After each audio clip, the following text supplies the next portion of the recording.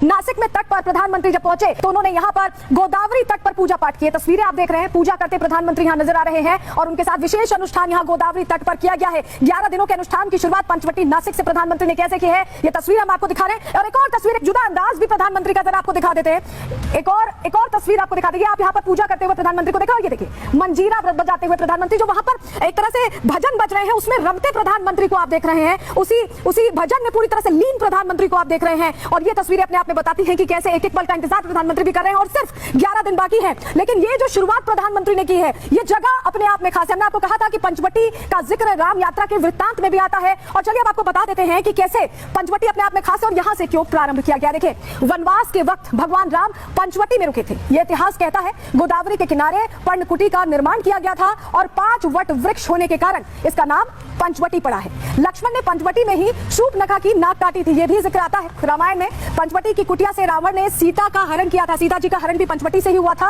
और खर दूषण से पंचवटी में ही भगवान का युद्ध हुआ था। पंचवटी में जटायु पहली बार भगवान राम से मिले थे जब सीता जी का अपहरण हो गया था। उसके बाद जब वो तलाश में निकले थे तो जटायु से भी वहीं पर उन्हें मुलाकात उनकी हुई थी। पंचवटी हिंदुओं का महत्वपूर्ण धार्मिक स्थल ऐसे में माना जाता है और भगवान राम, सीता और लक्ष्मण से जुड़े यहाँ कई मंदिर हैं जहाँ लोग पूजा अर्चना के लिए पहुंचते हैं। और हिंदू धर्म में भी गोदावरी नदी का स्नान जो है उसे इसीलिए विशेष महत्व दिया जाता रहा है। लेकिन अब 11 दिनों का हम बार बार जिक्र कर रहे हैं कि अनुष्ठान शुरू हो चुका है। इन 11 दिनों में किन किन नियमों का पालन किया जाता है, अब वो जानकारी आपके सामने हम रख देते हैं। किन नियमों का पालन प्रधानमंत्री कर रहे हैं, चलिए आपको जल्दी से बता देते हैं। देखिए, ये वो नियम है: यम, नियम, आसन, प्राणायाम, प्रत्याहार, धारणा, ध्यान और समाधि। शास्त्रों में योग के ये 8 अंग हैं जिनका जिक्र किया गया है और आज प्रधानमंत्री ने खास तौर पर यम और नियम का जिक्र किया है। तो 11 दिनों के अनुष्ठान का क्या मतलब है और यम और नियम का क्या अर्थ है और किस तरह से प्रधानमंत्री से आत्मसात करेंगे एक संपूर्ण यजमान बनने के लिए, चलिए आपको बता देते हैं जल्दी से।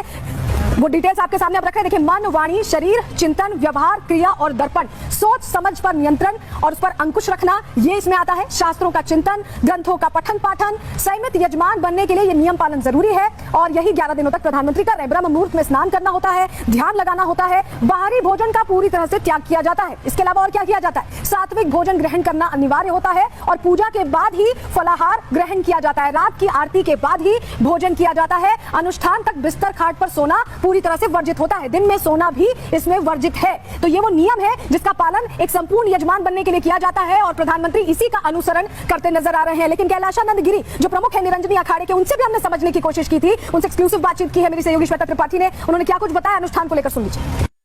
प्रधानमंत्री जी आज अनुष्ठान को करने जा रहे हैं। अनुष्ठान में मैंने कहा योग के 8 अंग हैं: यम, नियम, आसन, प्रत्याहार, धारणा, ध्यान और समाधि।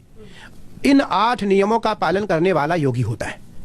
अब आपको पता है कि प्रधानमंत्री जी इन 8 नियमों को कट्टरतापूर्वक पालन करते हैं, जिसके कारण वो हिमालय में रह पाते हैं। हिमालय में रह पाते, नहीं तो एक दिन में आदमी ठिठुर जाए, एक दिन में आदमी ठंड में फ्रीज हो जाएगा और उसकी साधना समाप्त हो जाएगी। प्रधानमंत्री जी ने आज इन नियमों का पालन करने का निर्णय लिया है। 11 दिन